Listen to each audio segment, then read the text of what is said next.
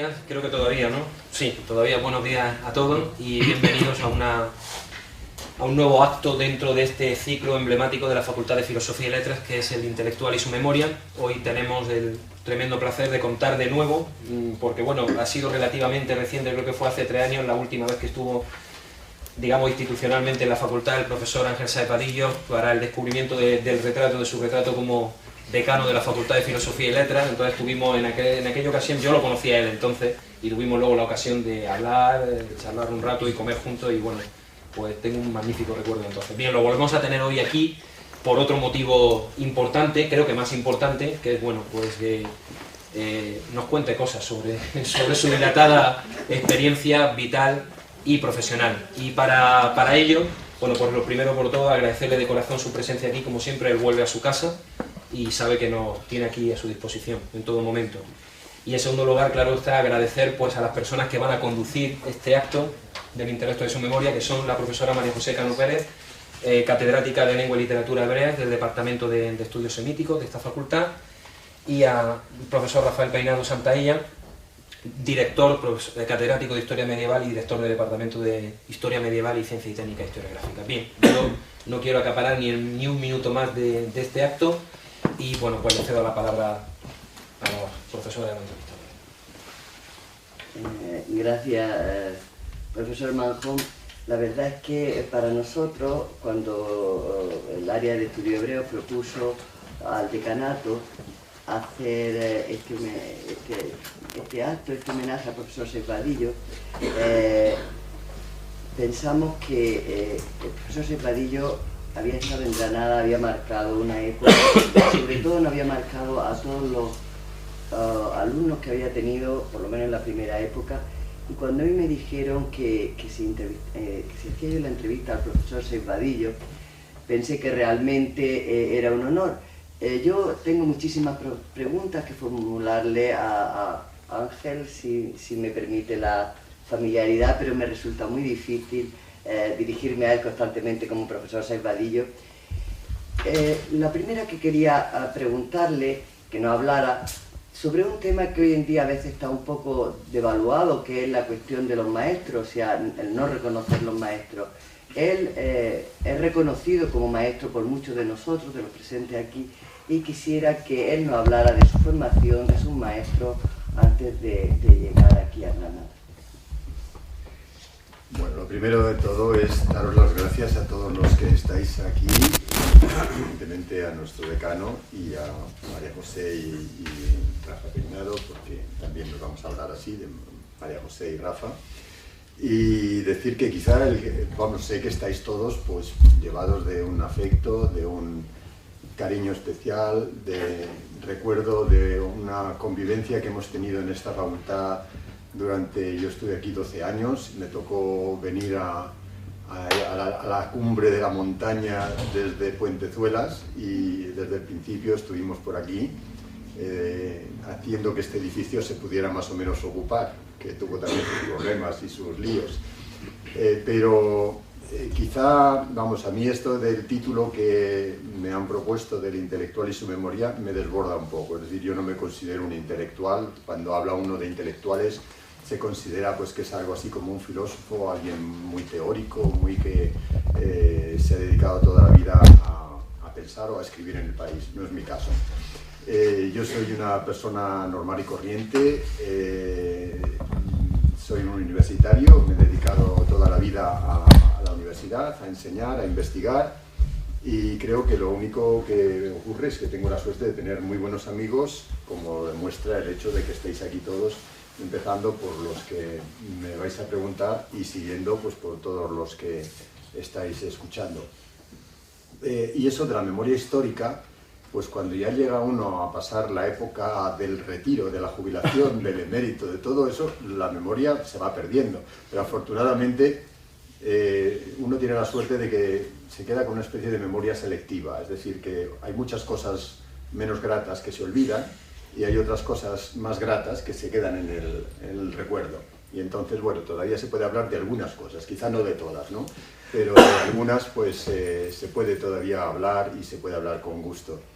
Así que bueno, quizá os decepcione un poco porque soy una persona demasiado normal como para estar aquí hoy explicando cosas de su vida académica o de su vida, en fin, básicamente académica y un poquito personal. Pues eso, un universitario, con todo el mundo estamos llenos de incoherencias y de contrastes y de negaciones y de cosas de esas, pues yo he tenido también mis incoherencias y mis contrastes y he tratado de luchar continuamente pues por ser un poco menos... Bueno, por ejemplo, yo había hecho la filología bíblica trilingüe en Madrid, que permitía pues un poco el compartir lo semítico con lo del mundo clásico, y por eso pues tradujimos unos cuantos libros de esa Biblia y demás, pero bueno, la idea es que Cantera era un hombre que exigía mucho, que enseñaba muy bien, que sabía muchísimo hebreo, dicho por los mejores hebraístas de su tiempo en Israel, y que hizo una traducción de la Biblia que para mí sigue siendo magnífica. O sea, podrá discutirse, podrá tener vocabulario casi medieval en ocasiones, pero demuestra que él había estudiado cada problema, cada palabra, cada detalle, y que sabía de qué hablaba. Era un gran hebraísta. A mí me dejó mucha huella. Creo que es una persona que realmente era un gran maestro. Ya más de la siguiente generación, de alguna manera, pues era don Federico Pérez Castro, que también fue pues, un maestro del que recuerdo muchísimas cosas. Yo creo que Luis Girón también lo tuvo a don Federico como maestro. ¿Tú no llegaste a encontrar a Francisco Cantera o llegaste todavía al último año de... Exactamente, fui alumno suyo el primer año de hebreo fue su último año de profesor. Porque Luis y yo casi estudiamos juntos. Yo era un poquito por delante de Luis, pero prácticamente casi a la vez. Y entonces don Federico Pérez Castro pues era también todo un gran maestro, ¿eh? O sea, no era el patriarca como era don Francisco, pero sí era pues esa persona que nos encantaba a todos, que sabía además con una perspectiva muy amplia, tanto se metía en Masora como en poesía medieval y realmente hacía cosas muy valiosas, muy interesantes.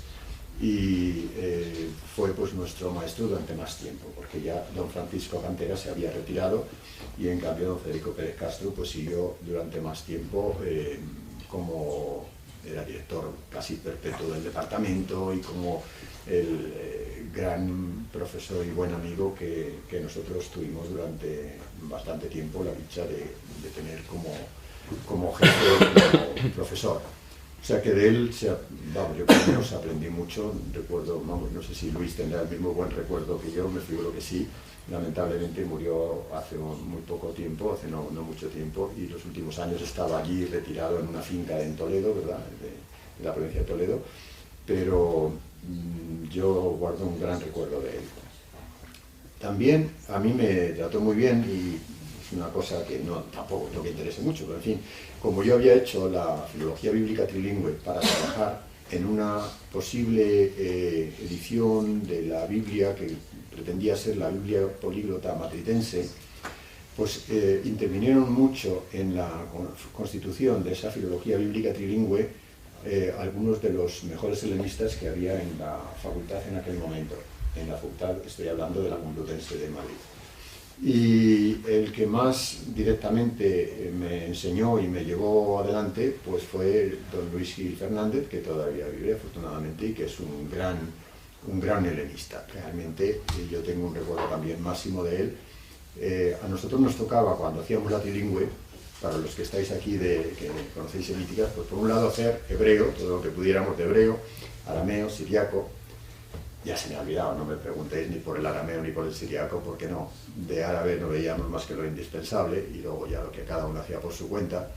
Y después nos tocaba latín y griego en dosis fuertes, o sea, íbamos prácticamente con los alumnos de clásicas a trabajar los textos de lo que hiciera falta. Y con helenistas había una plantilla de helenistas en Madrid en aquel momento verdaderamente brillante, o sea, había 4 profesores, 4 catedráticos que eran de los mejores de Europa en aquel momento, o sea, realmente tenían una gran categoría. Entonces, don Luis Gil Fernández pues es el que me empujó un poco y me hicieron meterme en el campo de la Septuaginta, porque cuando estaban preparando, recordáis que en 1514-1517 se imprimió en España la Biblia Políglota Complutense, ¿verdad? O sea que ese fue uno de los grandes momentos del comienzo del humanismo español, cuando en el campo de la filología,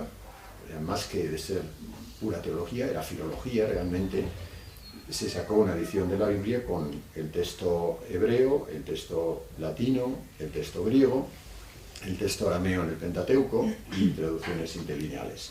Bueno, total, era una edición verdaderamente importante y marcó de alguna manera, pues fue el primer Nuevo Testamento que apareció impreso, aunque no se pudo divulgar antes que el de Erasmo, y de todas maneras pues fue una gran aventura cultural y una de las cosas importantes que se hizo en el comienzo del Renacimiento español, digamos. Entonces, dentro del ambiente del franquismo, está claro, se había intentado una empresa monstruo en Madrid de hacer una Biblia equivalente con el conocimiento de todas las diversas lenguas que habían participado en la primera edición de la Complutense, actualizada al conocimiento que se tenía en el siglo XX, ¿no? Y entonces estamos hablando de los años, final de los años 60, y durante los años 70, pues realmente se nos preparó y se nos lanzó a trabajar. Unos trabajaban en la columna hebrea, la Masora sobre todo, y a mí me tocó trabajar en la columna griega, que era comparar todo el tiempo cómo se había hecho la traducción griega del original hebreo y de alguna forma también estudiar todas las características textuales de la Biblia griega, que eran pues muy interesantes porque había tenido una historia de la transmisión muy especial, con revisiones continuas según las comunidades de distintos lugares. Entonces era una historia textual verdaderamente apasionante, y esa historia textual servía para enriquecer una posible edición crítica de los libros de la Biblia a partir de los cientos de manuscritos que se conocen de la Biblia griega. Total, que yo estuve, a consecuencia del trabajo con Luis Gil Fernández, también con Rodríguez Galiano y algunos otros, pero en fin, Luis Gil Fernández especialmente, estuve trabajando de una manera muy especial en ese campo de la políglota. Él me animó a hacer una tesis sobre la actuación de los helenistas en la primera Biblia complutense, y luego el pacto era que nosotros, terminada justo la carrera, entrábamos a trabajar en la Biblia políglota del siglo XX, ya en la Biblia políglota matritense, y en concreto en esa Biblia griega. Entonces él sería el tercer maestro que yo mencionaría, y que creo que es una gran persona. Si habéis leído a lo mejor alguna obra suya, es un gran humanista, de los que han recibido un poco pues, de la herencia de la instrucción libre de enseñanza y de todo esto, y si habéis visto algún libro que tiene, por ejemplo, sobre la censura en el mundo clásico, son auténticas joyas. Es una persona que ha trabajado en el mundo de las clásicas de una manera muy, muy importante. No sé cómo está ahora ideológicamente, pero era un hombre enormemente liberal para su tiempo, por lo menos cuando yo le conocía y le trataba en los años 60, en los años 70.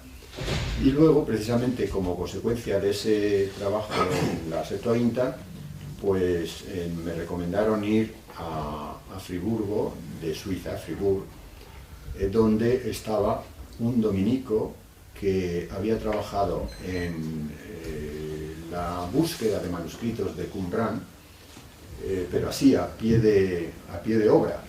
Si recordáis un poco lo que fue los descubrimientos de Qumran, básicamente eran pues, manuscritos que encontraban los beduinos por allí en las cuevas de al lado del Mar Muerto, y entonces él, que era del grupo de Benoit y demás, pues iba con los beduinos, y de repente un beduino ponía el pie en el suelo y decía: ¡mira, un manuscrito! Y le decía: no, lo acabas de poner tú, o has puesto el pie encima, pero lo acabas de poner tú, porque estaban continuamente metiendo la cuña a ver si sacaban $1 más, y a ver si con eso pues le engañaban al que iba allí buscando manuscritos. Bueno, pues ese es el tipo de gente que era Jean-Dominique Barthélemy, francés de origen, dominico que enseñaba en la Universidad de Fribourg, y que como consecuencia de los descubrimientos de Qumran había hecho un libro realmente sensacional, único, en torno a una de las revisiones antiguas del texto griego de la Biblia, y por eso pues nos recomendaron que fuéramos allí,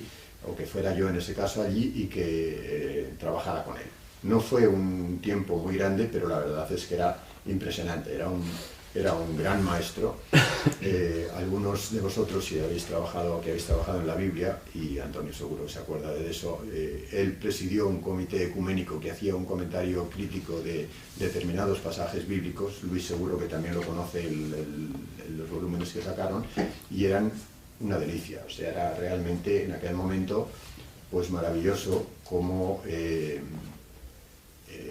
hacía intervenir todo junto, lo judío, lo hebreo, lo cristiano, todo. Era una fuente de sabiduría el hombre, y hacía que se estudiaran los problemas a fondo hasta más no poder. Allí conocí a Judith. Judith estaba trabajando con él, era asistente de Jean-Dominique Barthélemy, y le hacía, Pepe sabe de esas cosas, le hacía coger, por ejemplo, una edición de, yo que sé, de Kimhi o de Ibn Janach, que no tenía unos buenos índices, y le hacía hacer unos buenos índices bíblicos de aquellas ediciones que eran las mejor del siglo XIX y las habían publicado sin ningún índice. Y claro, él, que estaba acostumbrado a trabajar a fondo con los textos, necesitaba índices bíblicos. Y allí estaba Judith de esclavita haciéndole los índices de los textos súper difíciles aquellos. Y bueno, también hacía su trabajo de investigación, pero bien, era realmente un placer trabajar con Jean-Dominique Barthélemy. Y yo creo que aprendí mucho, pues la primera vez que oí hablar de Menahem y de Dunash y compañía, Pepe. O sea que ahí la primera... hombre, no digo que en Madrid no se conocieran, pero verdaderamente donde se trabajaban y se estudiaban a fondo era allí en el departamento de Barthélemy, que conjugaba todo eso pues con su conocimiento de la exégesis cristiana, y por tanto pues hacía un estudio en profundidad de todas las cosas que se trabajaban, de los puntos críticos que había en la Biblia. Porque la obra que estaba dirigiendo con ese grupo de ecumenista, o grupo ecuménico si queréis, no tocaba todos los problemas exegéticos de la Biblia, lo cual había sido absolutamente imposible, sino precisamente los pasajes que eran difíciles de traducir, los que tenían algún problema, los que se podían interpretar de 2 o 3 maneras distintas. Y yo creo que aprendí muchísimo de él, de ese trabajo fino, del trabajo filológico, de ir hurgando en el texto, mirando qué historia tiene cada problema, mirando dónde estaban las fuentes, mirando qué decía cada uno de los autores anteriores que habían trabajado sobre ese texto. O sea que tengo también pues muy gran recuerdo de él y de ese tiempo. Y el último maestro, me estoy alargando mucho, ¿verdad? Pero en fin, de todas maneras, el último maestro que yo recordaría pues sería Shlomo Morak, que, bueno, todos los que he dicho yo creo que han muerto menos Luis Gil Fernández. Shlomo Morak, que cuando yo terminé el decanato aquí, al año siguiente más o menos, pues me invitó a ir un año a Israel con un grupo de investigación avanzada, en un instituto de investigación avanzada que los que habéis estado en Jerusalén conocéis, que está en Givat Ram, y que lo conocéis seguramente, y que es realmente un sitio verdaderamente magnífico. Y él había reunido allá a una serie de expertos en, digamos, lingüística hebrea medieval, historia de la Masora, de todo un poco, y aquel año fue para mí, yo en realidad ya no estaba, era ya catedrático, y aquí vine como catedrático, pero lo que aprendí aquel año realmente yo creo que es verdaderamente enorme, porque estaban allí pues gente de una categoría enorme. Allí estaba Moshe Barasher, allí estaba Aaron Dotan, allí estaba Ilan Eldar, estaba, bueno, muchísima gente, Menahem Cohen, el que ha hecho bueno, todos los comentarios rabínicos del Génesis y demás, toda la Mitraot Getolot Hagan Keter, no sé si os acordáis, tú, Pepe, seguro las has usado, ¿no?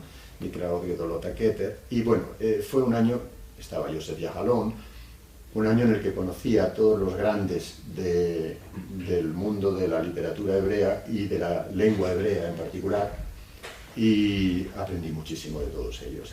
Realmente eran excepcionales. Shlomo Morak era un prodigio en conocimiento tanto del hebreo clásico como del hebreo de Qumran hasta la Edad Media, la Masora, todo lo que queráis. estábamos en contacto continuamente con gente como Yavin, con gente de todas las ramas de allí, de lingüística, de literatura. Fue un año absolutamente excepcional para mí y se lo debo precisamente a Shalom Moral. O sea que esos serían un poco los que yo encuentro como mojones de grandes personas que han dejado huella en mí a lo largo de la historia. Más o menos interesante para vosotros, pero para mí realmente en mi memoria, ya que me habéis pedido que me acuerde de cosas, pues son los importantes, los grandes, los que yo tengo que manifestar un gran aprecio y un gran agradecimiento por ellos. También otra pregunta que quería formularte era, cuando tú llegaste aquí a Granada, era un profesor muy joven y realmente, bueno, yo entonces estudiaba aquí, creo que estudiaba tercero o cuarto. No, primero. No. Sí. Y era más viejo. Ya tenías esto, es verdad. Es la memoria. Y llevábamos varios años sin catedrático y realmente cuando tú llegaste aquí a Granada, ¿cómo te encontraste en los estudios de hebreo, aparte del espacio aquel de la mesa de camilla, en aquel despacho único? ¿Y qué trayectoria le imprimiste a los estudios hebreos desde tu llegada aquí? ¿Qué ya traía?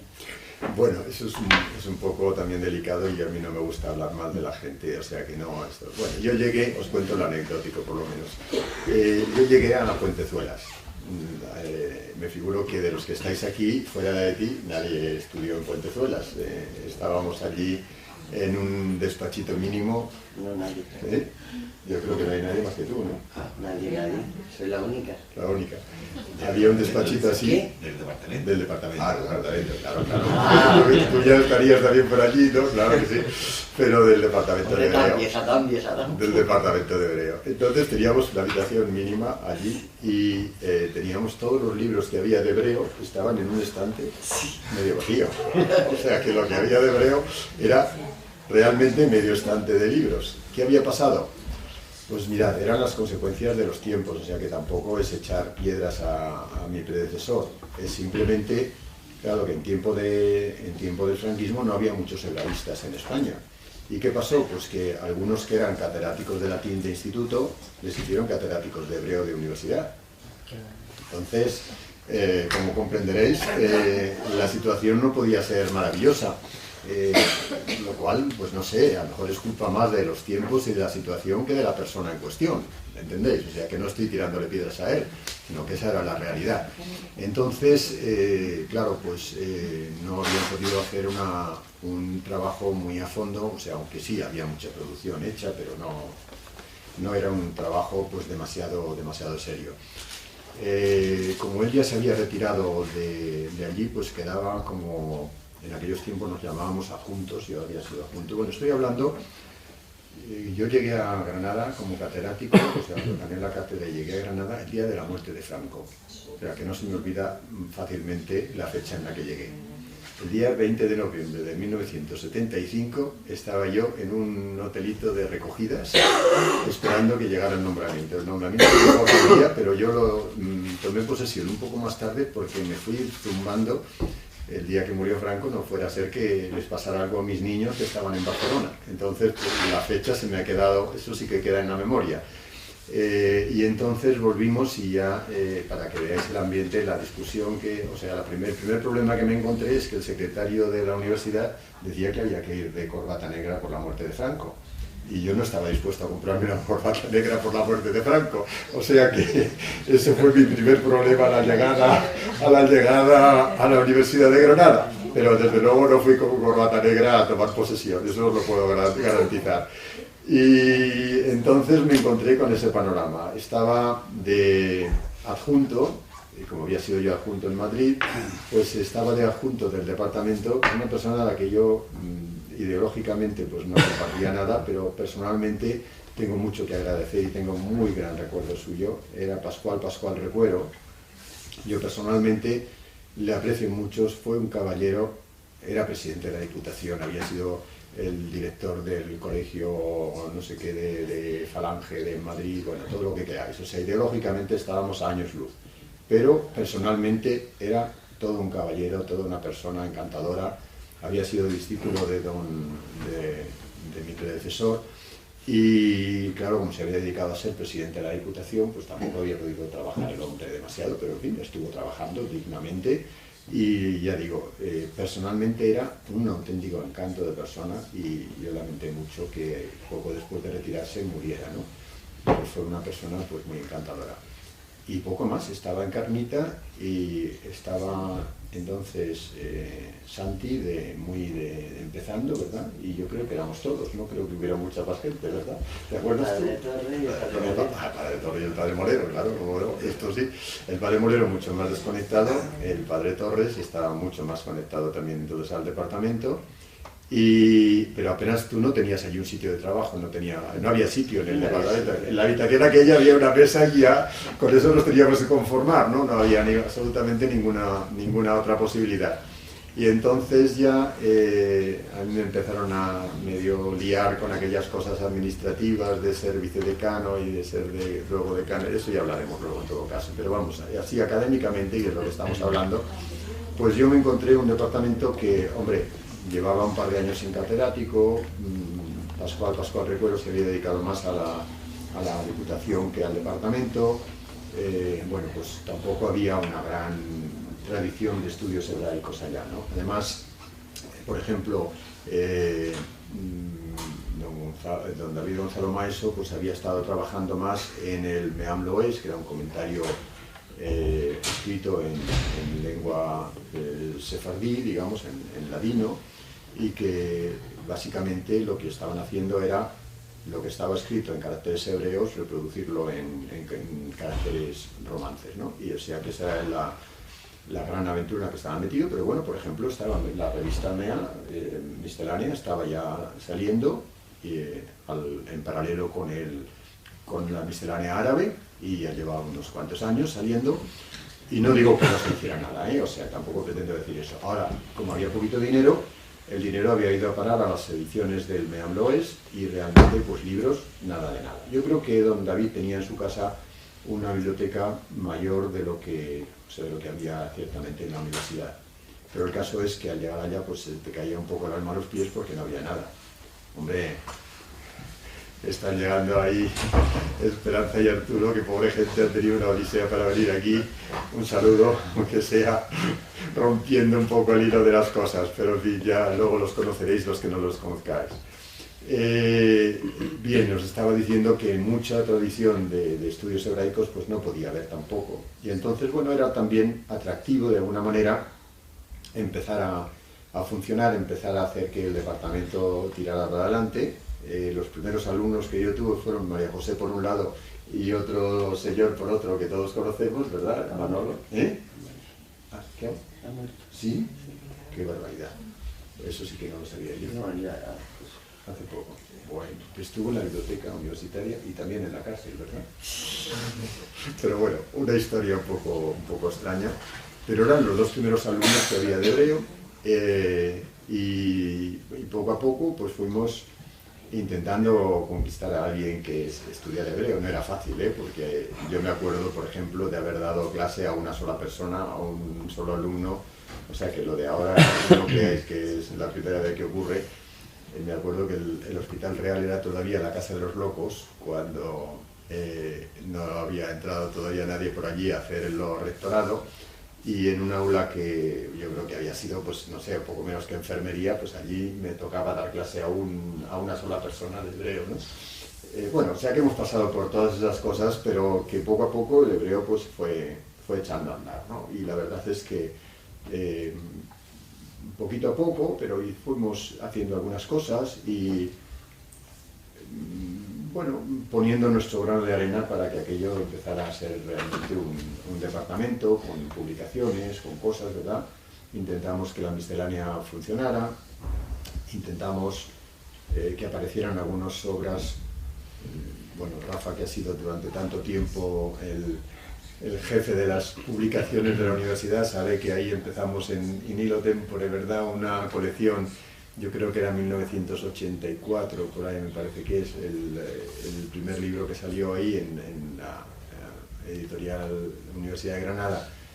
me parece que fue en el 84, el de Dunash debía ser 84 yo creo, y 86 salió el de Menahem, me parece que fue por ahí, ¿no? Era en tiempos en que yo estaba en el decanato. 81 era Dunash, sí, puede ser 81, porque salió estando yo en el decanato. Y empezamos los tiempos heroicos, porque, por ejemplo, en aquel momento no había como ahora ordenadores, podéis imaginar. Teníamos que hacer lo que se podía, y me acuerdo que para hacer, bueno, a mí me dio enseguida por trabajar con textos medievales de filología griega que me interesaban mucho, por lo siguiente, os cuento, eso es un poco así personal, pero en fin, dentro de lo que estamos hablando, no creo que interese mucho, pero bueno, yo os lo cuento. Yo había estado trabajando como os he dicho antes, en la edición de la Biblia griega, de la columna griega de la Biblia Complutense. Entonces, al venir aquí, me encontré por un lado que ya aquí no había ni un solo libro que me sirviera para seguir trabajando en la Septuaginta, ni uno, porque no se había trabajado, porque no había tradición. Al mismo tiempo me encontraba pues que había aquí unas razones de peso fortísimo para estudiar lo que habían hecho los judíos en Andalucía y en concreto en la ciudad de Granada, y que todo lo que era el judaísmo medieval y sobre todo el judaísmo medieval andalusí, hombre, no digo que no se hubiera tratado, porque evidentemente Canter había hecho algún pinito, don Federico había trabajado bastante, en el aspecto científico también Millas había trabajado bastante, o sea que no es que yo empezara a andar una cosa completamente nueva, pero de alguna manera mi compromiso personal de investigación, de docencia, pues se fue centrando cada vez más en ese judaísmo andaluz que me parecía, andalusí mejor, que me parecía que estaba todavía poco conocido, poco estudiado, y que de alguna manera me permitía enlazar con lo anterior. ¿Por qué? Pues porque, por ejemplo, yo me centré en filología y en poesía. De alguna manera, la filología estudiaba las palabras de la Biblia, el uso del hebreo en la Biblia. Por tanto, si a mí me había interesado siempre el hebreo tal como se utilizaba en la Biblia, tal como se traducía después a la Septuaginta, pues de alguna manera, al aterrizar en la Edad Media, era interesantísimo ver cómo se juzgaban los problemas filológicos del texto bíblico desde el punto de vista de estos estudiosos medievales, de esos judíos medievales, con su integración con la cultura árabe de su tiempo, con todo lo que ellos significaban. Por otra parte, los poetas, pues unas veces eran los mismos filólogos, lingüistas, que también escribían poesía, y otras veces eran pues simplemente buenos conocedores del lenguaje que empleaban el hebreo de la Biblia para escribir la poesía. Y entonces por ahí seguimos, por ahí empezó también María José a estudiar en Gabriel, y nos fuimos centrando en ese tema, y por eso el primer libro que yo saqué en el 81, dice, pues seguro te acuerdas tú mejor que yo, es el de Dunash Ben Labrat, las Teshuvot de Dunash Ben Labrat. ¿Qué significaba eso? Pues que había que ir a buscar manuscritos. Al interesarme un poco por ese aspecto de búsqueda de las fuentes, de los textos clásicos medievales en hebreo, pues se encontraba uno con que había ediciones muy viejas, del siglo XIX, hechas con unos criterios que eran completamente imposibles de utilizar hoy. Y yo había tenido una fuerte formación de clásicas cuando hice esa carrera que os he dicho, y me parecía que el mundo de edición de textos clásicos iba muy por delante de lo que era en ese momento el mundo de la edición de textos hebreos. O sea, realmente en griego había una tradición en Alemania y en Inglaterra magnífica de edición de textos clásicos de los autores griegos, y luego también romanos, pero en fin, de los autores griegos sobre todo, que daba 20 vueltas a cualquier edición de textos hebreos que nosotros teníamos. Nosotros trabajábamos, como os digo, con ediciones del siglo XIX que eran completamente, bueno, no se podía uno fiar de ellos para nada. Entonces, ¿qué había que hacer? Pues buscar los manuscritos, ir a las fuentes, consultar los manuscritos, reseñarlos, trabajar. Yo había estado trabajando en manuscritos de la Septuaginta, manuscritos griegos de la Septuaginta, pues ahora era dejar la Septuaginta por completo, pasarme a estudiar los manuscritos hebreos que representaban las obras de los primeros filólogos que aparecieron en el mundo de Al-Ándalus, en la Córdoba del siglo X, y bueno, el primero por razones prácticas, aunque no era el primero históricamente, pues fue Dunas Ben Labrat, ¿verdad? En las Teshuvot de Dunas Ben Labrat, que habían sido editadas pues un siglo antes, pero de una manera bastante imperfecta, y tuve la suerte también al mirar todos los manuscritos que había, pues que en el mejor de los manuscritos seguro que había allí, había un trozo que estaba perdido en el texto editado un siglo antes, con lo cual pues ya mi edición crítica podía incorporar un trozo perdido bastante significativo, bastante importante. Si se conocían algo así como 160 respuestas de Dunas, pues aquel trozo que yo encontré allí tenía otras 20, o sea que era en fin, ampliar por lo menos nuestro conocimiento de ese autor. Y era hacer una edición del texto con notas críticas, aplicar un poco lo que yo había estado haciendo en el mundo más de lo clásico, del griego, aplicarlo al mundo del hebreo. Yo creo que era un adelanto, y también, bueno, yo empecé ahí a poner mi teoría, que no sé si era buena o mala, ya lo dirán, de que las ediciones de textos, en ediciones críticas de textos, basadas en un solo manuscrito, en un manuscrito que se escogía como el mejor de los manuscritos y se publicaba tal cual, pues podía no ser el mejor criterio para una edición crítica. Y desde luego yo pensé que, o sea, uniéndome por lo menos a expertos en ediciones críticas en otras lenguas, tanto romances como clásicas, sobre todo clásicas, pensé que las ediciones que contrastaban la posibilidad de que cada una de las lecturas que aparecían en alguno de los manuscritos fuera la original, valía la pena, por tanto hacía esa especie de mezcla de textos, pero que era una visión que podía acercar más fácilmente al texto original que el coger un manuscrito y reproducirlo con todos sus errores, con todos sus posibles defectos y tomarlo como único texto. Bueno, entonces estuve trabajando en esa línea y eran los tiempos heroicos, lo que antes te decía, los tiempos heroicos en que, por ejemplo, para editar Dunas teníamos una máquina de escribir de esas que tenían, esto sí que es memoria histórica, una bolita IBM, no, Margarita, vosotros sois nacidos ayer, esto, los viejos sabemos más, Antonio, cómo eran las máquinas aquellas, con una bola, con una esfera, ¿verdad? Con una esfera IBM que era previo a las Margaritas, era una esfera así que se ponía en la máquina y claro, teníamos que hacer que la máquina corriera en dirección contraria, con lo cual era fácil, pero compramos alguna que sí que iba en dirección contraria y con las bolas aquellas, pues aquella salía. Entonces, ¿qué había que hacer?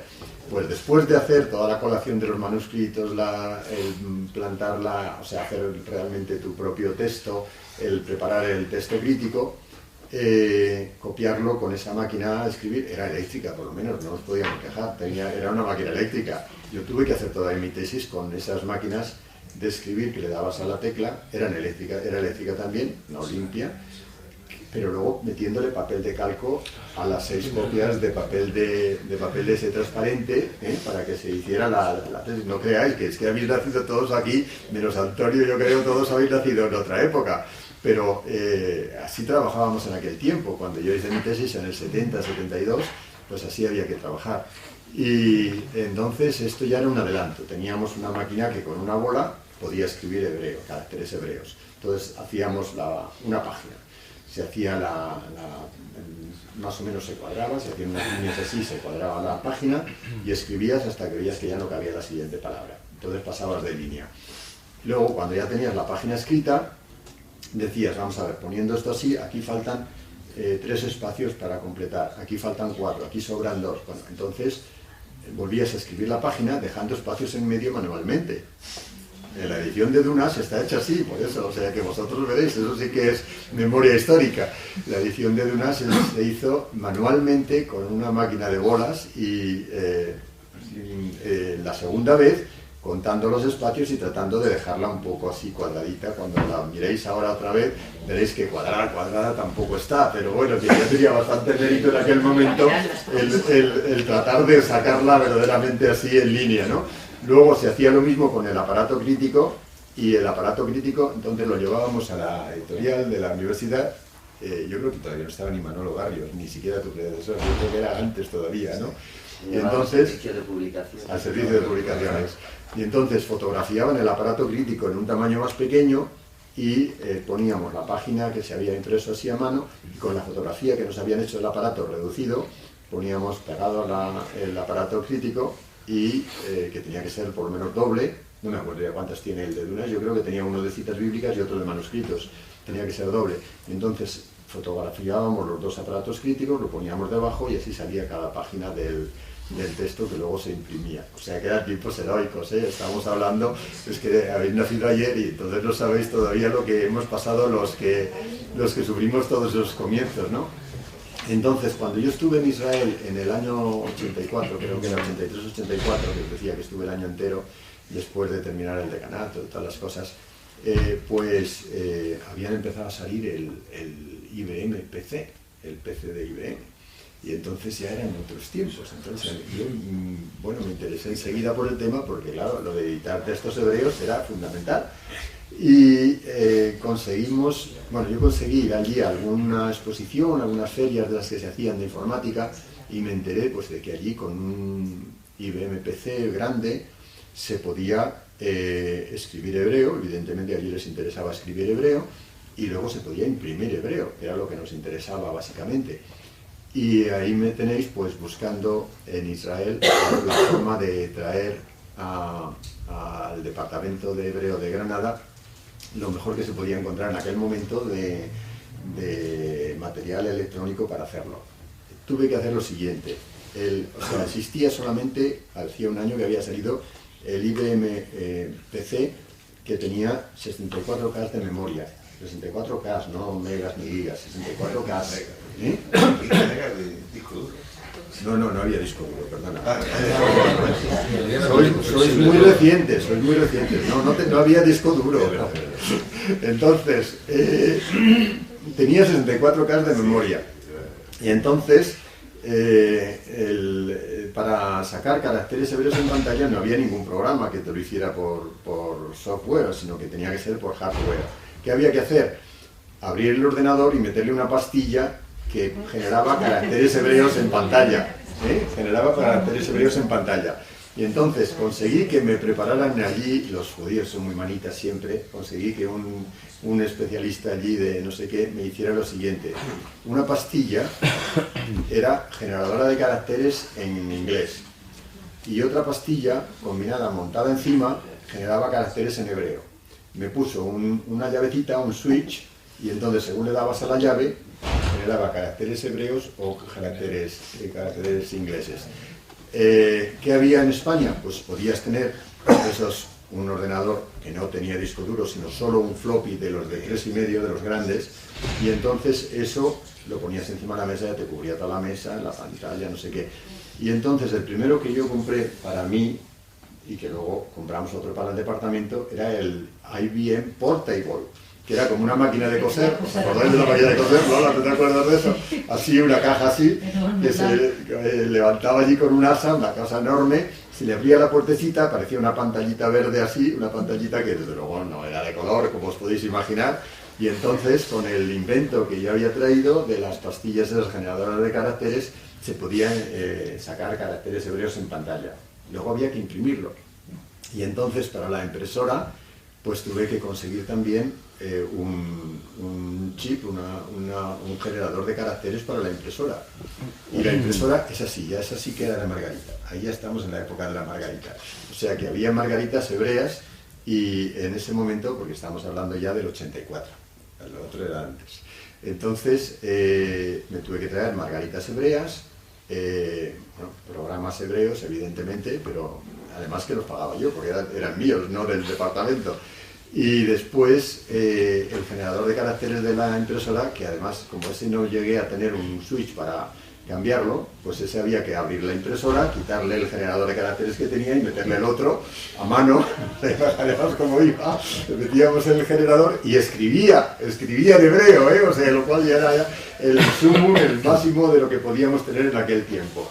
Y, por ejemplo, pues la edición del Macbeth, que se hizo en el 86, que aquello era que la marinera, porque había más de 30 manuscritos, era una cosa de mucho trabajo, fueron por lo menos 5 años de trabajo leyendo los manuscritos y fijando el texto.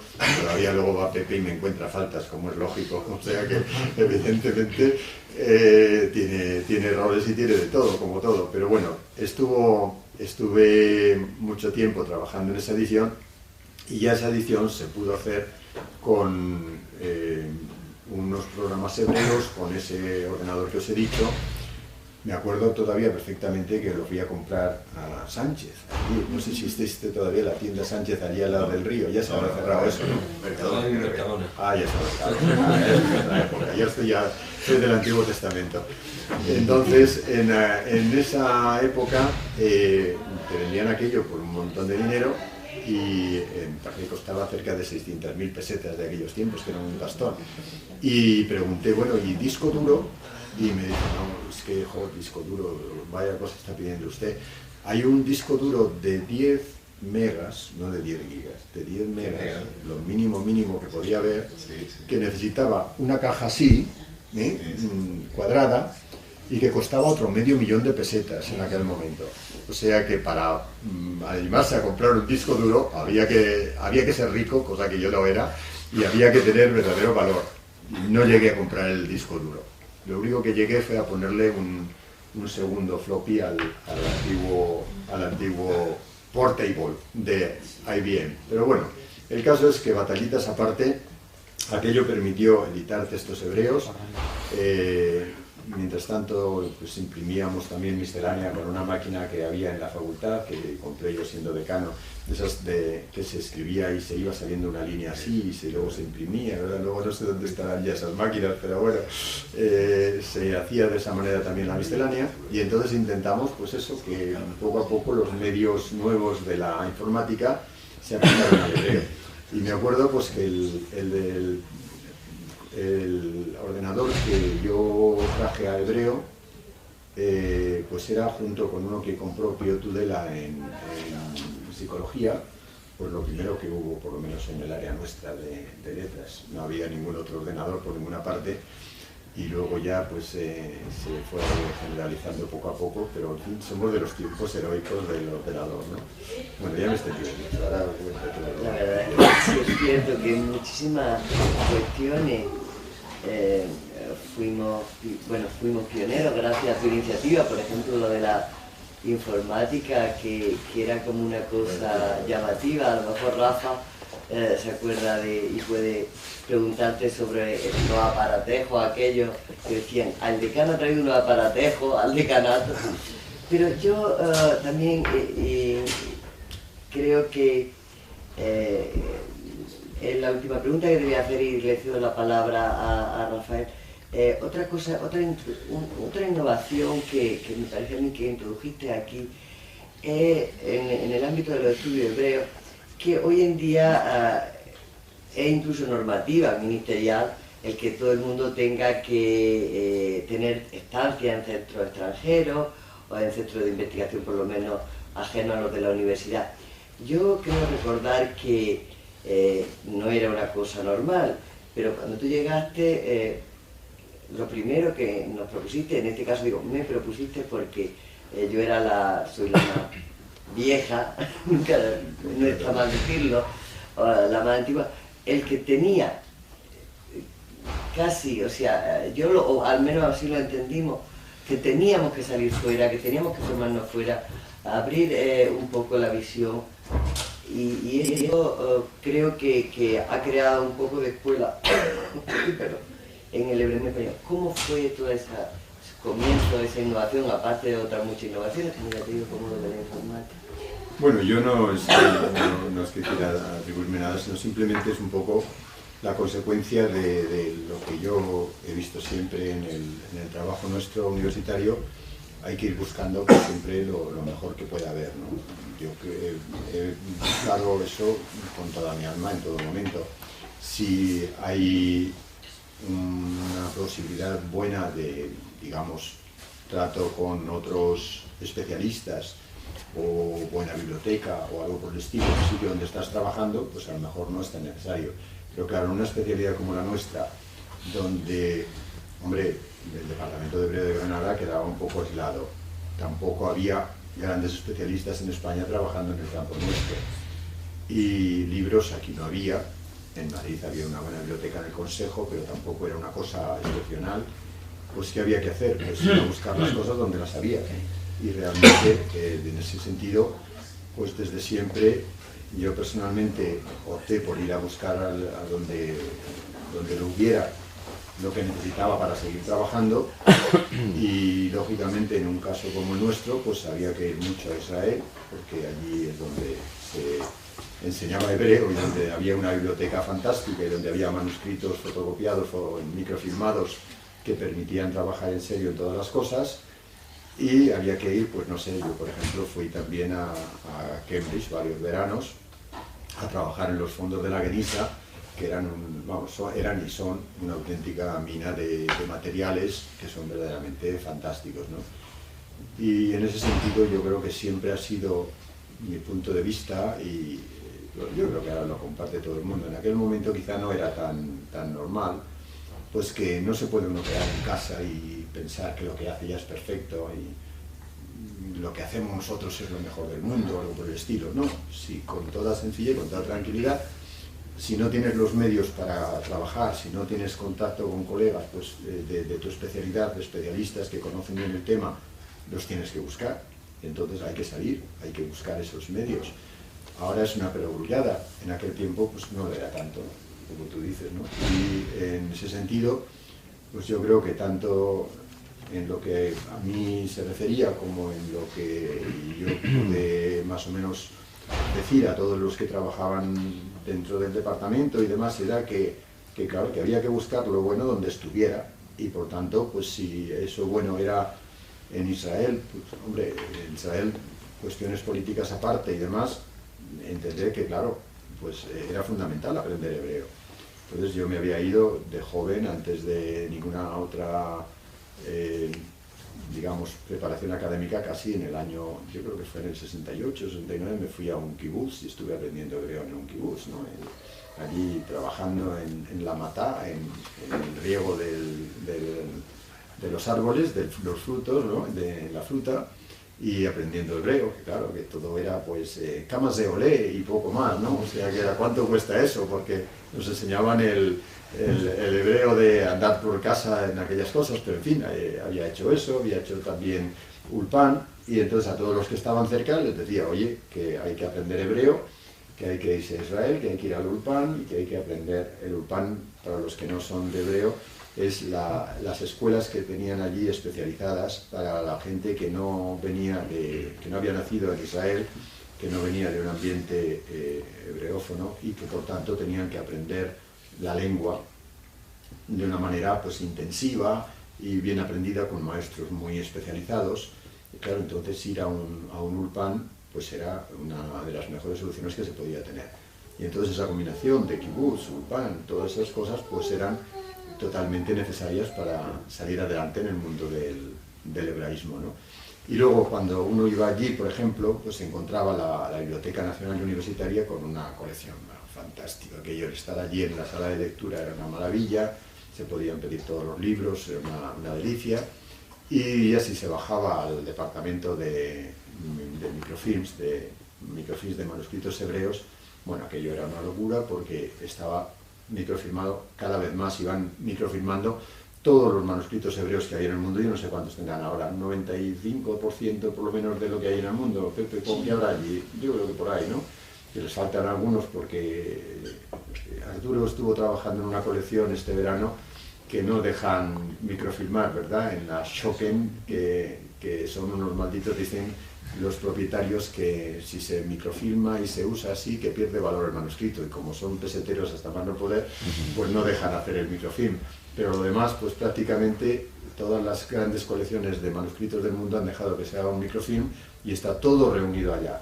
Y eso es una locura, porque como sabéis, todos y cada uno de los que estáis aquí del departamento de hebreo habéis tenido que recurrir al Instituto del Microfilm para poder hacer cualquier tipo de trabajo.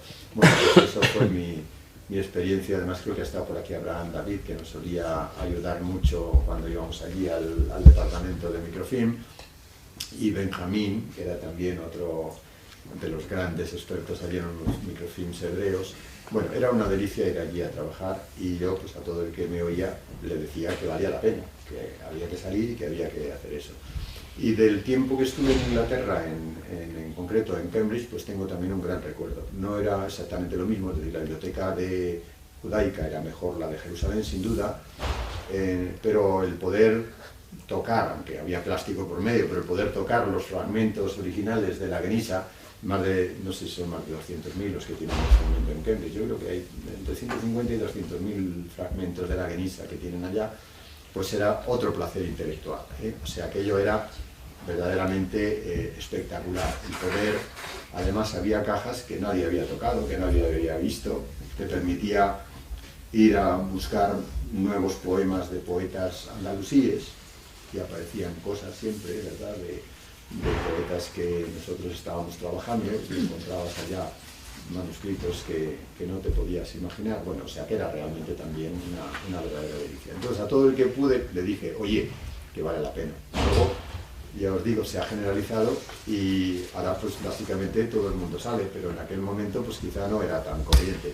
Y luego, con perdón de todos los aquí presentes, el espíritu granadino no era precisamente muy animado a salir.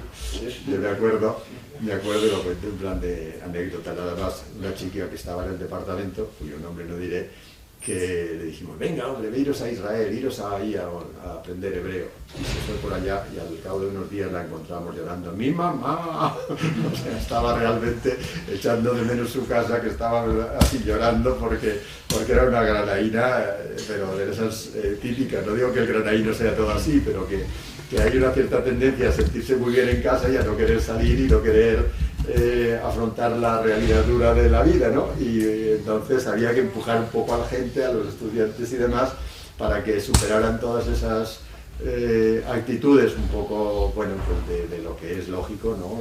Granada es una ciudad que no, pues se vive muy bien, se vive tan bien que para qué vas a salir de aquí. Pues eso había que decirle, oye, majo, que también hay otras cosas por ahí fuera y que hay que animarse y que hay que conocerlas y que hay que salir a aprender. Porque si no aquí pues nunca vas a aprender del todo, por ejemplo, a hablar hebreo, nunca vas a aprender del todo sobre todo, quiénes son esas personas cuyos artículos lees o te recomiendo que leas, y es muy distinto ir allí y tratar con ellos y hablar con ellos y poder entonces entender mejor por qué escriben eso.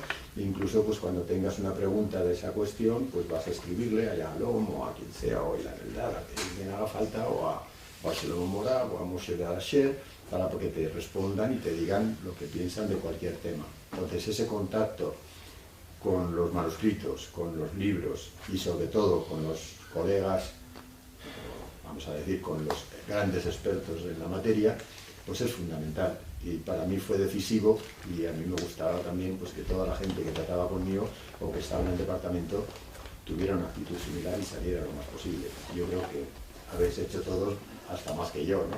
Bueno, que yo ahora llevo 10 años allí afuera y también tiene su mérito. Vamos, tengo la biblioteca de Harvard, que tampoco está mal, o sea que no me puedo quejar, ¿no? Pero 16 millones de libros nada más, o sea que no está mal, no me puedo quejar de cómo estamos de libros allí. Pero lo de aquellos tiempos, pues yo creo que fue en esa línea, ¿verdad? Sí, que todo, además la verdad es que fue una iniciativa que forma un poco el espíritu del área de estudio hebreo actualmente. Hoy en día aquí prácticamente quien del área de estudio hebreo, quien no sale es como si no hubiera estudiado la carrera, o sea que es una cosa bastante habitual. Yo le quería ceder la palabra ahora a Rafael para que él te formulara las preguntas que... Bueno, Cuidado, No, cuidado, no, sí. Aquí estás Cuidado tú. de amigos y Cuidado tú, porque... A Rafa le tengo mucho miedo. Porque no sé por qué los dos te han conducido las preguntas de María José a dos de tus debilidades, ¿no? A la informática y a eso de trotar por el mundo. Y entonces, pues bueno, yo creo que... En fin, yo tengo que, aunque ya esté un poco fuera de onda, porque estas cosas hay que decirlas al principio, llevamos ya casi una hora de entrevista, yo tengo que agradecer vivamente al decanato y al departamento o al área de estudios hebreos que hayan pensado en que yo pueda estar hoy aquí. y preguntarte algunas cosas. No tengo ningún título académico, tengo, bueno, pues quizás, para decirlo con un término que está de moda, ¿no? Quizás mis preguntas estén guiadas por el síndrome del intelectual melancólico. ¿Quieres tú o soy yo? No, perdona. Intelectual melancólico yo tampoco me considero intelectual. Pero yo no sé hasta qué punto tú y yo no nos podemos considerar intelectuales, porque acabas de decir que cuando estabas en Cambridge, pues sentiste el placer intelectual. Es verdad. Yo no sé qué es intelectual.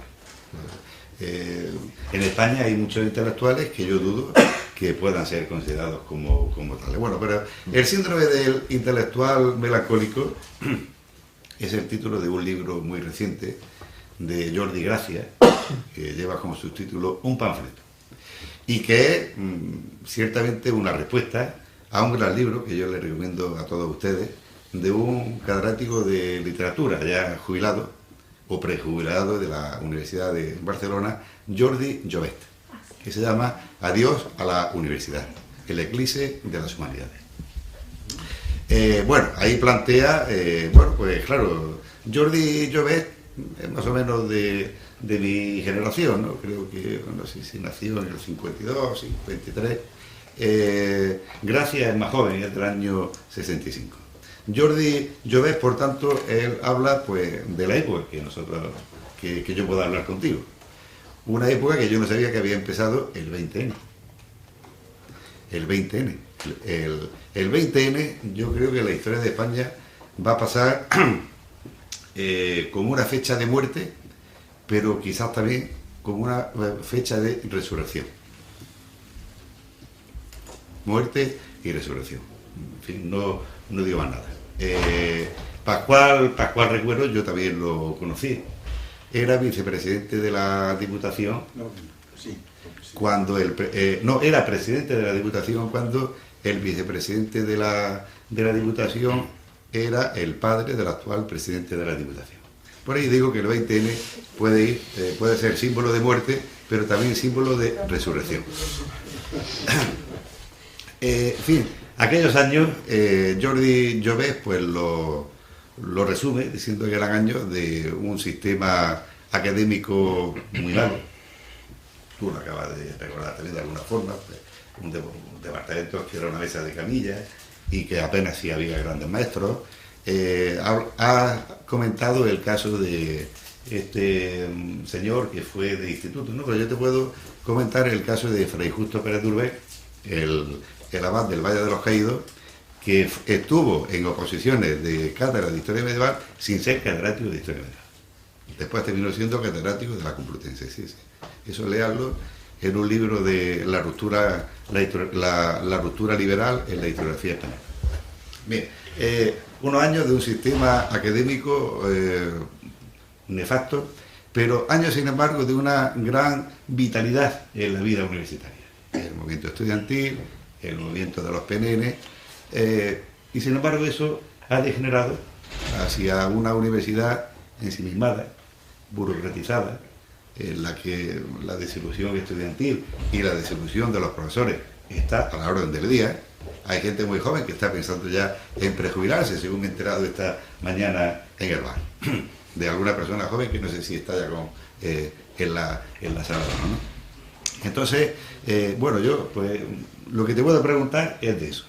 Y para no ir haciéndote una pregunta y después otra, pues casi que resumo las preguntas que yo tenía pensadas a hacértelas para que tú puedas tener un discurso enlazando pues ya todas las preguntas que yo te voy a...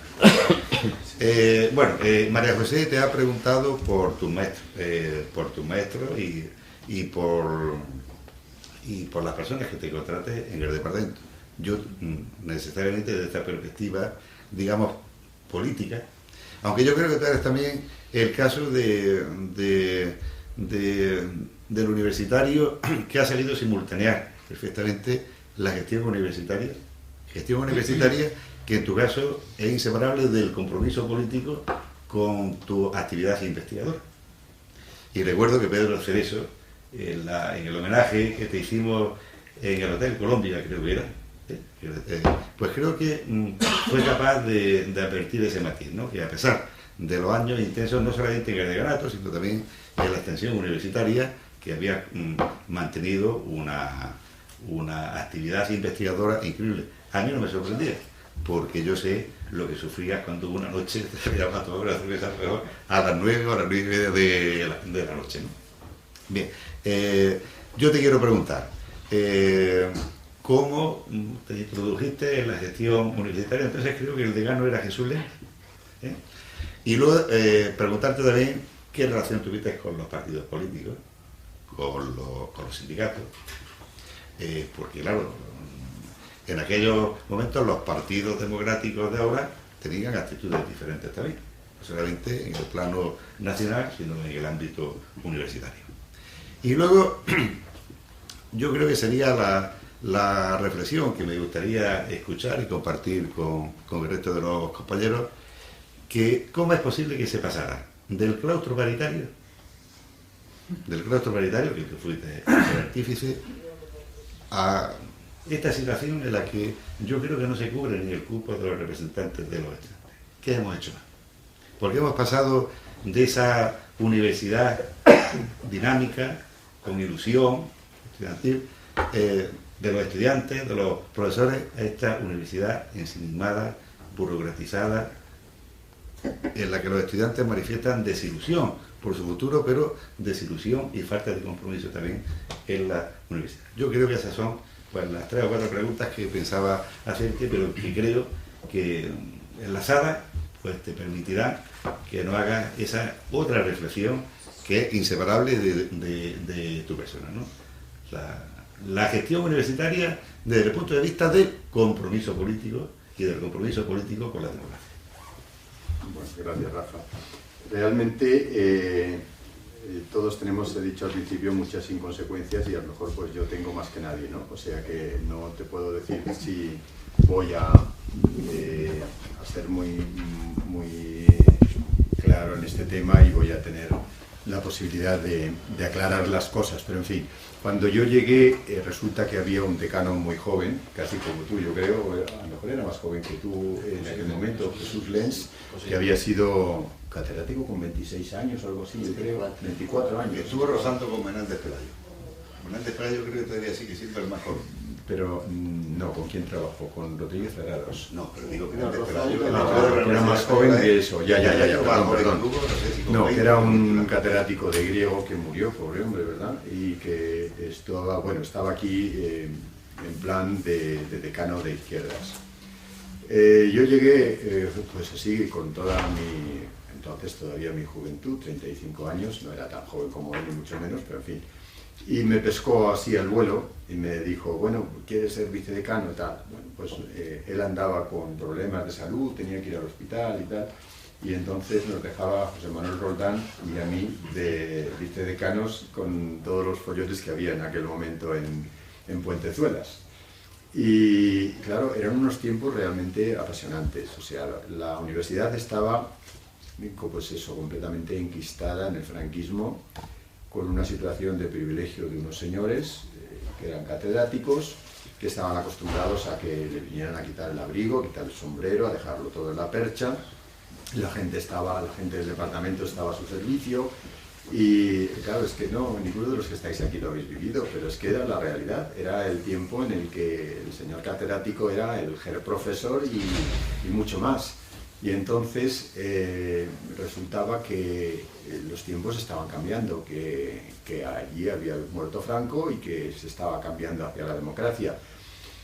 Hombre, yo no es que fuera un luchador antifranquista típico de esos así, de tirar piedras a los grises o cosas por el estilo, pero bueno, yo me conformaba con irme al rastro con unos libros de la editorial Z, con un amigo, y vendíamos libros de la historia del movimiento obrero y cosas de esas en el rastro, mientras pasaban por allí los grises viendo lo que había. Y bueno, total, esa era un poco la época del franquismo que me tocó vivir todavía en Madrid, ¿no? Pero vamos, y haciendo alguna otra cosilla por allá. Pero esa mi poca, digamos, no muy militante, yo no era muy militante en la vida política ni nada por el estilo, me había dedicado a mi trabajo académico y poco más. Pero al llegar aquí, pues realmente me encontré con una universidad muy vital, que de entrada pues me decían, en la Facultad de Letras hay por lo menos 100 personas del PC, y en aquel momento era mucho.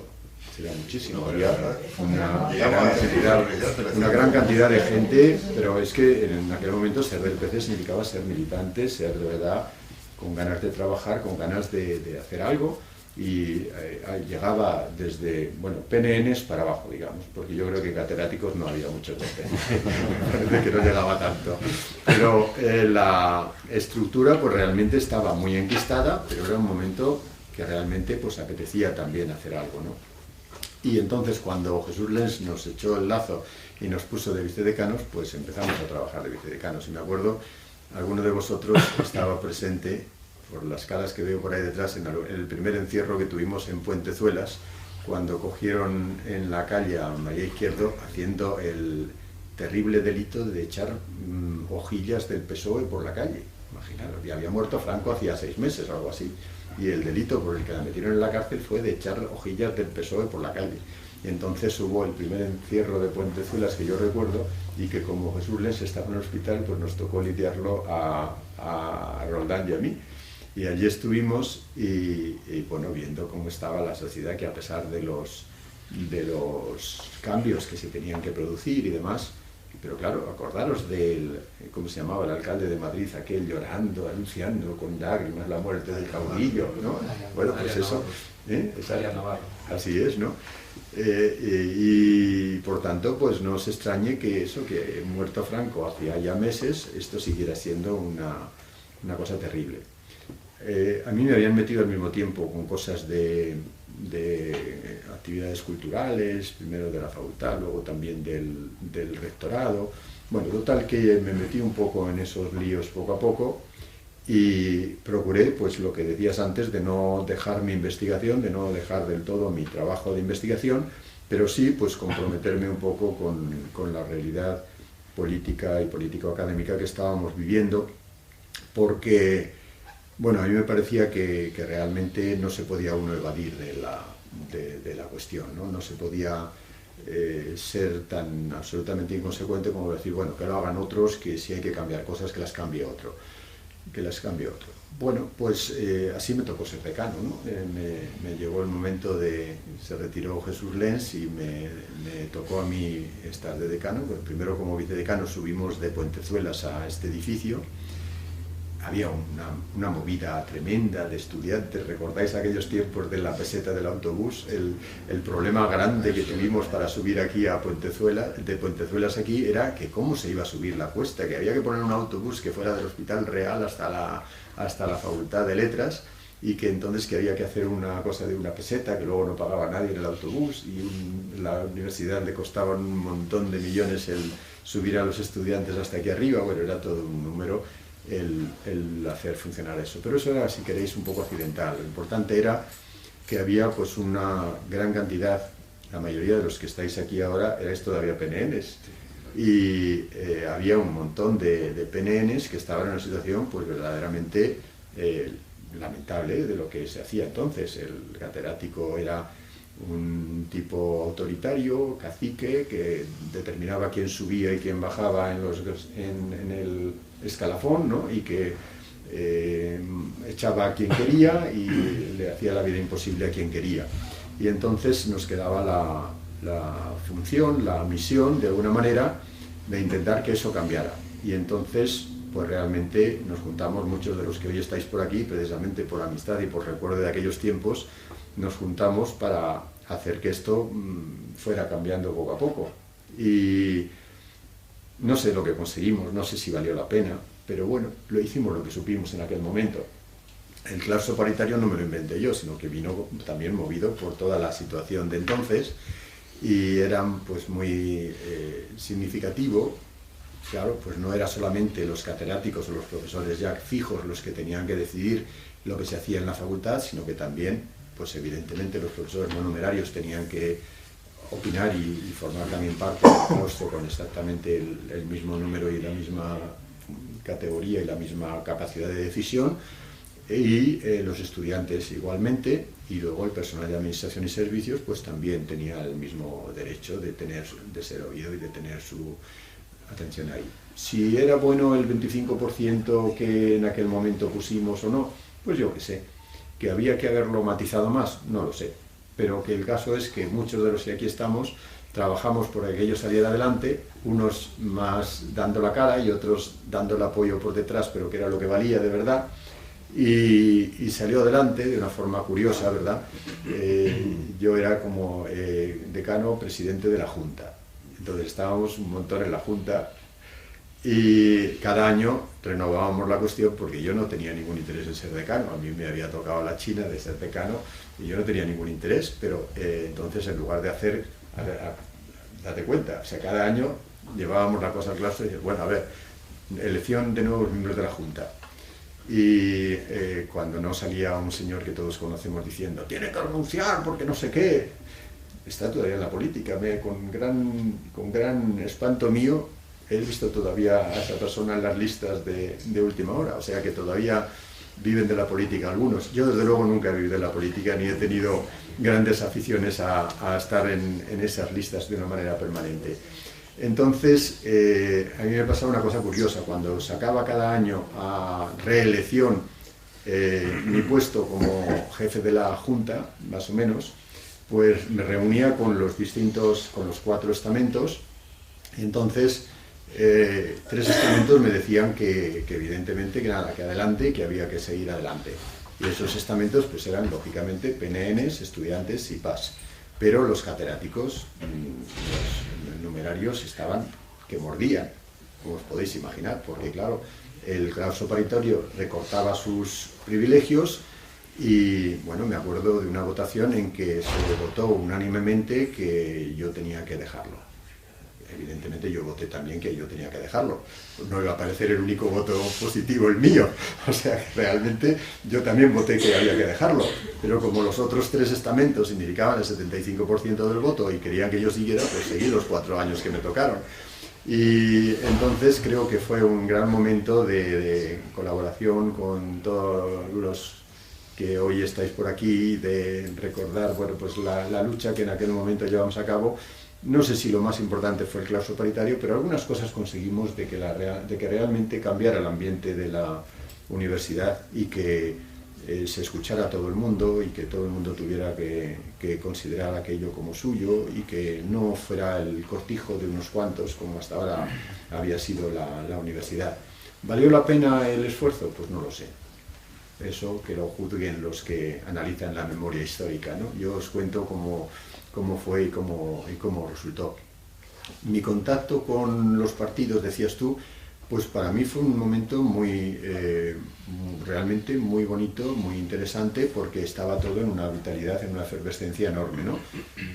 Con el PC tuve muy buen trato, evidentemente, con el PSOE no lo tuve tan fácil, porque en aquel momento el PSOE aquí era pues bastante más cerrado, y no era muy fácil el trato, o sea que nosotros consideraban que los que estábamos en aquel grupo éramos pues poco menos que libertarios, pero en fin, de comisiones y muy metidos en líos. Desde luego no éramos de su cuerda, no éramos la UGT ni éramos nada por el estilo y no nos llevábamos muy bien, para qué vamos a mentir, ¿no?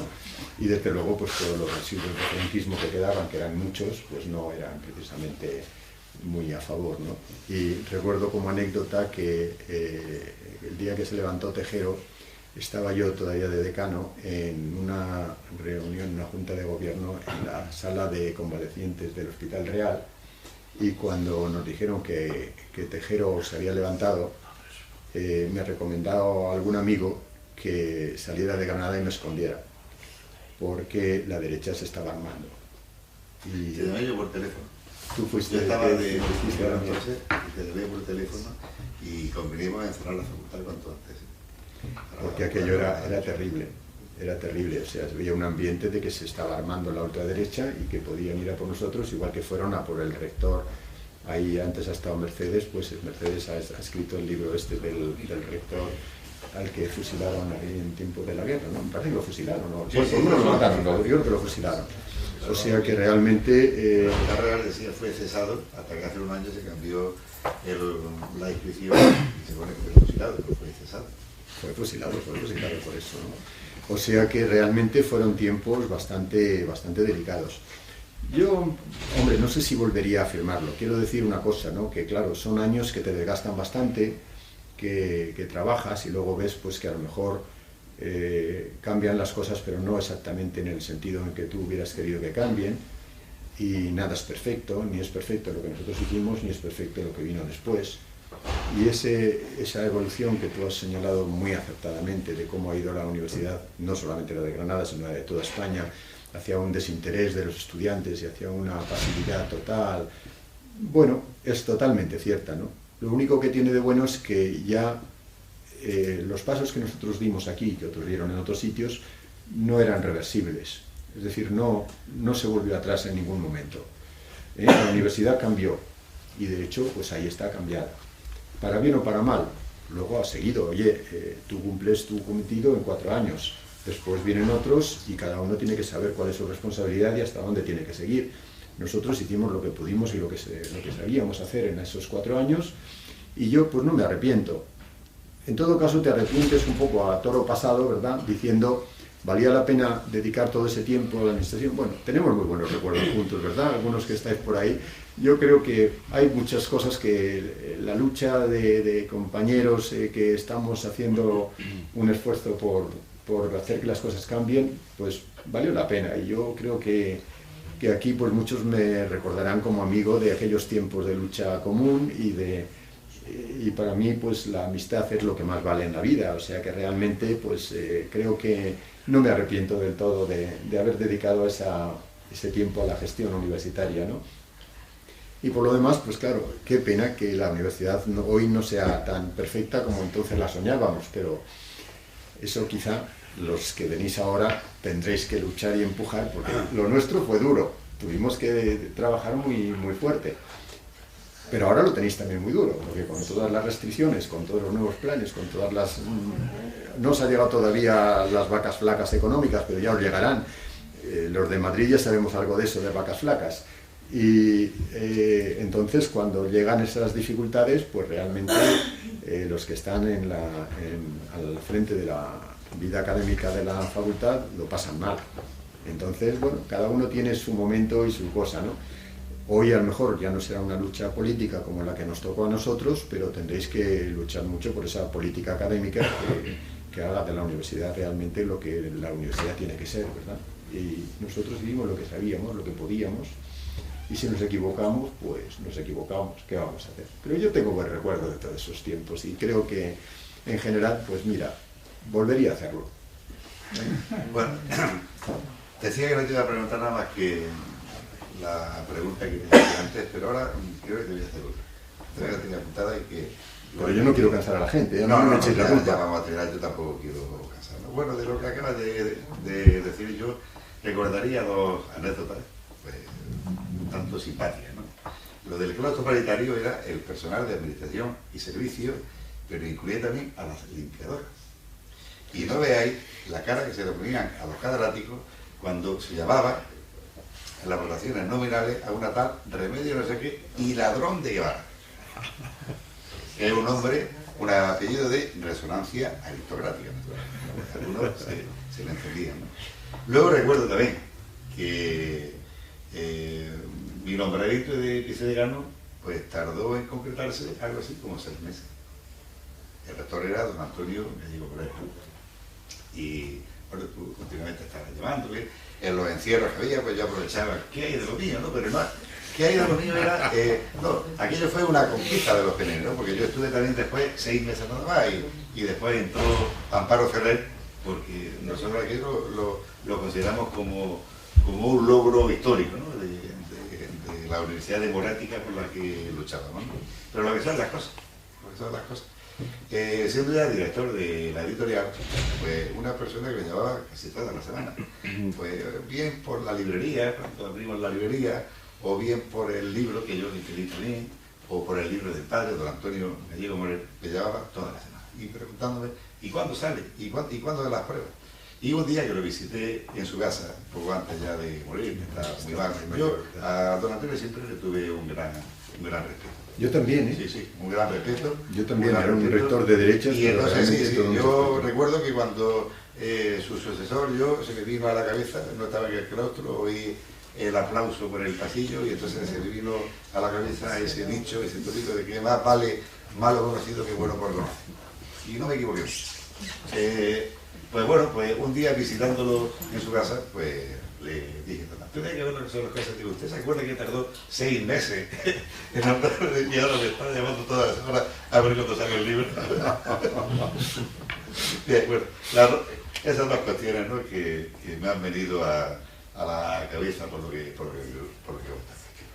Pero, en fin, yo te ¿qué hicimos mal para pasar de aquella situación de ilusión a esta de ganas en la que estamos? Pero bueno, no voy a insistir por ahí. Sí quiero aprovechar tu condición de trotamundo, porque además hablar ahora de la situación actual de la universidad, pues podríamos sacar no sé qué, pero no creo, porque tú también estás en la distancia y llevas mucho tiempo fuera y no ahora, pero yo creo que sí tiene el contacto y el conocimiento suficiente con la Universidad Española para hacer también, intentar hacer una mínima comparación entre la situación de la Universidad Española y la situación de la Universidad no española, de la Universidad Europea, con Harvard quizás sea aunque también en Harvard no atan todos los perros con longaniza, como te comentaba antes, ¿no?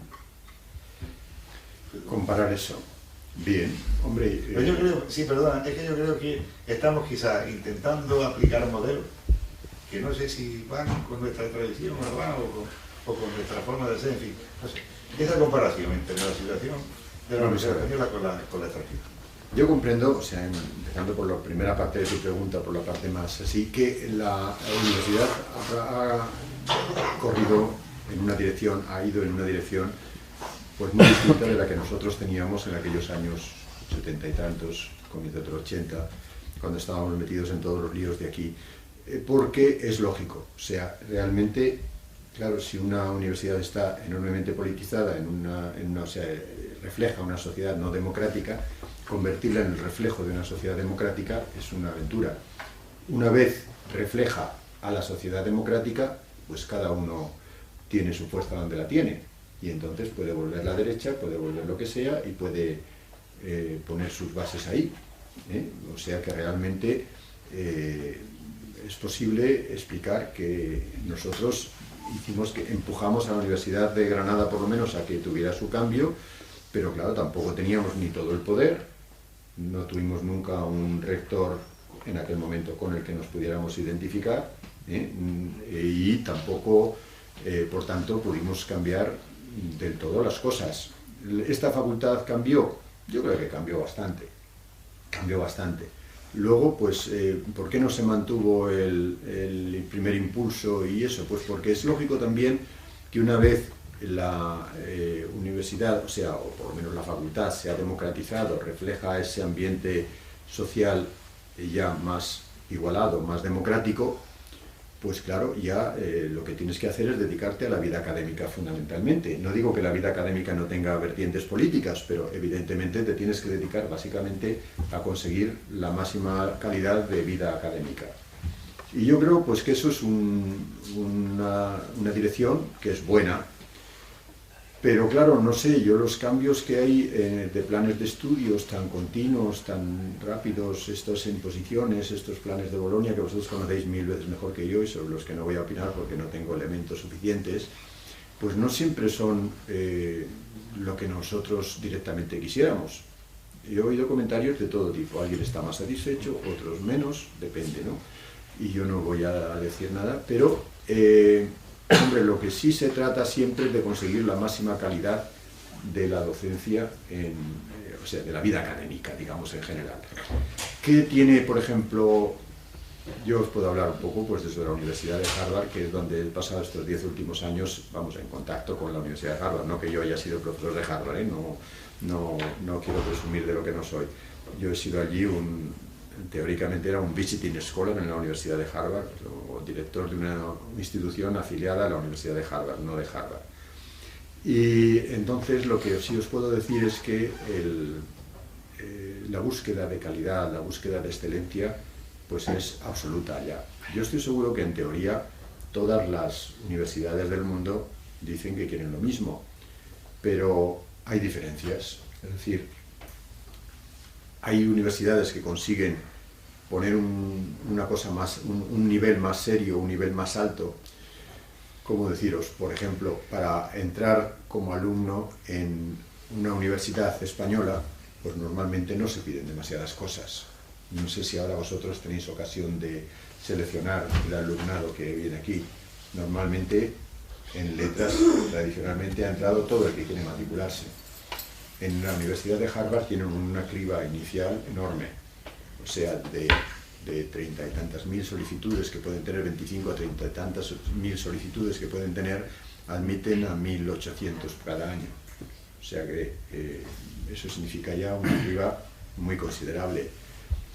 Y después de eso, la Universidad de Harvard, por ejemplo, no se centra tanto en lo que aquí llamaríamos la licenciatura, que son allí los 4 años que tienen de college, de undergrad, como en los programas que tienen para graduados, para estudiantes graduados. De hecho, la proporción de gente que hay en este momento en la Universidad de Harvard pues debe ser como de unos 7.000 y algo en el college, en undergrad, o sea, lo equivalente a nuestra licenciatura, y luego pues 11 o 12.000 que son ya estudiantes graduados.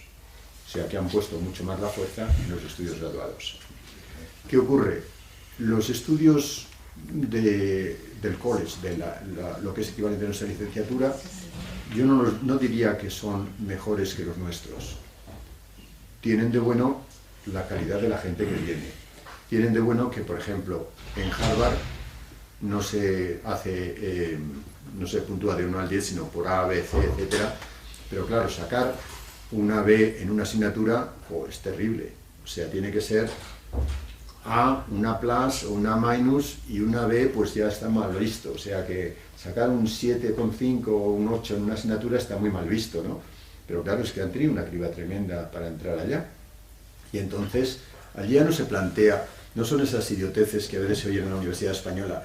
Yo tengo mi asignatura que solamente pasa un 10%. Esto se oía, yo lo he oído a gente, sobre todo, pues no sé, en ciencias y tal, que presumían de lo huesos que eran y de cómo no dejaban que aprobaran. Eso en una universidad americana se consideraría que a ese profesor hay que echarle. Y aquí también, casi ya. Que a ese profesor hay que echarle, sí, ¿no? Hay un porcentaje. Pero no por demagogia, sino realmente por maula. Porque si realmente no quiere enseñar, no quiere que los alumnos aprendan, pues es mejor echarle que tenerle haciendo el imbécil. Entonces, eso por un lado. Y por otro, pues si se pone el acento en los estudios graduados, pues el porcentaje de gente que admite en Harvard para hacer un doctorado es aproximadamente de un 5%. Si ya antes han tenido una selección enorme, normalmente el doctorado no se hace en la misma universidad en América. Generalmente es gente que viene de otras universidades. Pero un 5%, lo que yo recuerdo de aquí y de Madrid, es que todo el que hace un doctorado, que todo el que quiere hacer un doctorado se le da un abrazo, porque realmente que quiera venir a hacer un doctorado ya es una gran cosa, ¿no? Allí es un 5%. Es decir, hay una selección enormemente dura que asegura que hay unas personas absolutamente de calidad. ¿Cómo es un doctorado en Harvard? Pues básicamente, hombre, ahora también hay aquí un DEAS y no sé qué más, ¿no? Bueno, allí os digo, por ejemplo, un alumno normal en una asignatura, un área como la nuestra, de hebreo, de románica, o algo por el estilo, le exigen que durante 2-3 años esté siguiendo cursos, también aquí se siguen, y que trabaje a fondo, por ejemplo, 300 obras fundamentales de esa especialidad. 300 libros que tiene que conocer absolutamente a fondo. Fuentes y monografías. 300 libros, de los que le van a hacer un examen durísimo. Y si no pasa, lo tendrá que repetir, o se tendrá que ir del doctorado. Pero tiene que conocer a fondo esos 300 libros. Si es verdad que en los años de college ha podido tener una formación un poco dispersa, porque la verdad es que es un poco dispersa, lo mismo estudian en estudios culturales una cosa de por aquí, otra de por allá, lo nuestro aquí es más sistemático, yo defiendo más el modelo español, en ese sentido, ¿verdad? Me gusta más. Estoy quizá más acostumbrado, más viciado a ese modelo. El otro me parece demasiado disperso, pero luego lo que hay realmente en un doctorado con esa base que os digo, de que tienen que estudiar a fondo 300 obras, que significa meterse en todo, tienen que ser estudios de primera mano, más monografías, más tal, y tienen que responder hasta el último detalle de cada una de esas obras. Entonces, claro, eso es una verdadera formación, ¿no? Luego la tesis ya, pues casi sale de por sí, o sea, es una cosa que no tiene casi ni importancia. También le van a dar importancia, pero claro, lo importante es que ha tenido una formación extensísima y amplísima, ¿no? Pues quizá ese tomarse muy en serio la selección y la formación del estudiante de graduado, sobre todo, es lo que más hace que Harvard sea distinta de otras universidades.